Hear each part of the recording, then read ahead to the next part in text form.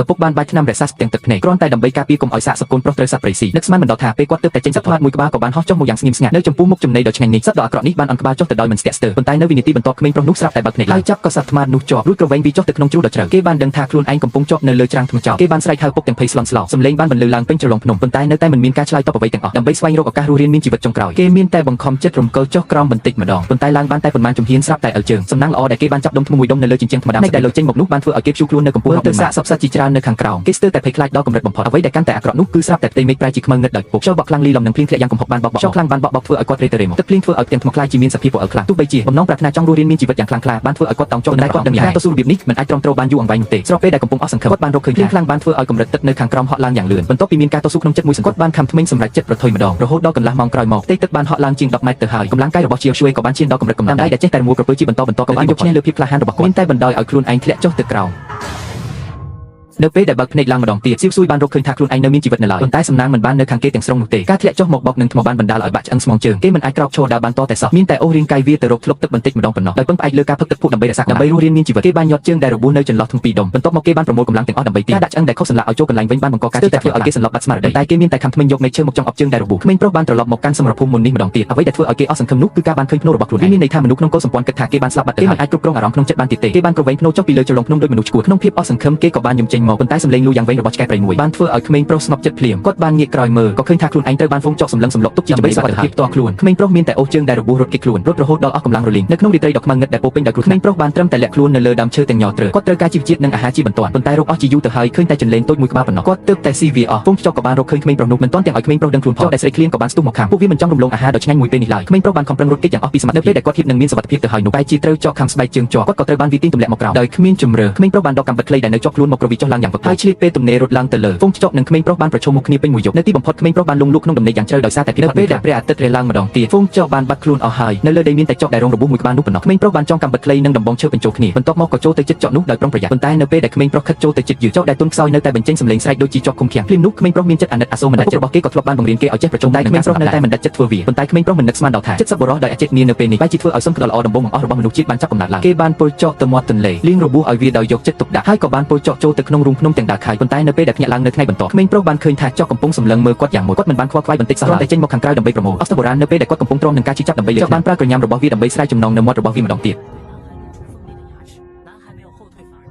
ថែមទាំងបញ្ចេញថ្មិញដ៏មុតស្រួចដាក់ក្មេងប្រុសទៀតផងក្មេងប្រុសមិនបានថយក្រោយឡើយផ្ទុយទៅវិញគាត់បានដាក់ចូលទៅច្រាសសម្ដីដ៏ទន់ភ្លន់ដើម្បីលួងលោមវ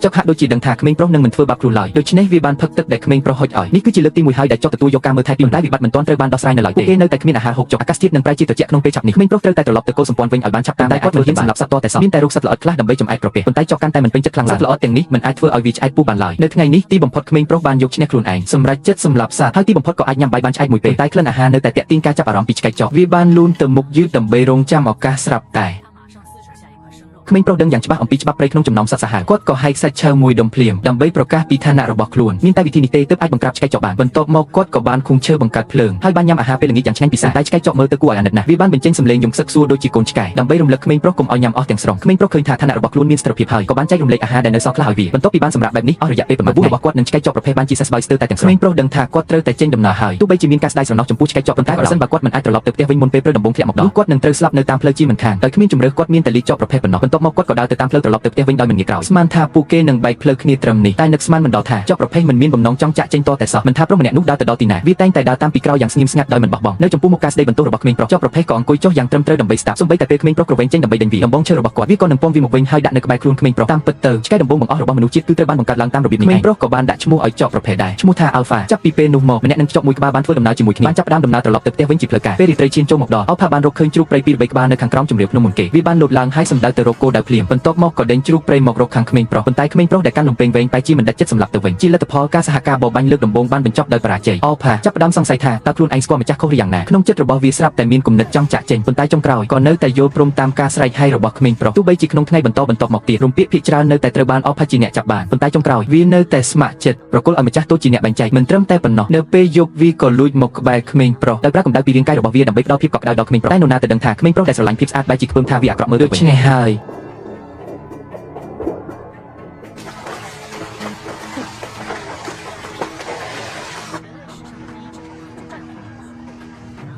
ើយច ឆ្កែដំបងបង្អស់ក្នុងប្រវត្តិសាស្ត្រមនុស្សជាក៏ត្រូវបានបង្ខំឲ្យចេះហែទឹកតាមរបៀបនេះក្រោមការណែនាំរបស់អផាក្មេងប្រុសម្នាក់នោះជំនាញបរបាញ់របស់គេក៏មានការរីកចម្រើនយ៉ាងខ្លាំងដែរប៉ុន្តែនៅយប់នោះនៅពេលដែលពួកគេហៀបនឹងសម្រាប់ឆ្កែព្រៃខ្មៅមួយក្បាលបានបញ្ចេញចង្កូមរបស់វាហើយចូលមកជិតក្មេងខណៈពេលដែលភាគីទាំងពីរកំពុងប្រឈមមុខដាក់គ្នាអផាបានបោះជំហានទៅមុខហើយបានទៅស្និទ្ធស្នាលជាមួយឆ្កែព្រៃខ្មៅនោះក្មេងប្រុសនោះទើបតែនឹកឃើញថាពួកគេគឺជាហ្វូងឆ្កែព្រៃដែលធ្លាប់បានវាយប្រហារគេពីមុនមកពួកគេទាំងអស់នោះគឺជាគ្រួសាររបស់អផានៅពេលឃើញក្រសែភ្នែកដែលស្ទាក់ស្ទើររបស់អផាទោះបីជាក្មេងប្រុសនោះមានការស្ដាយស្រណោះជាខ្លាំងក៏ដោយតែគេនៅតែសម្រេចចិត្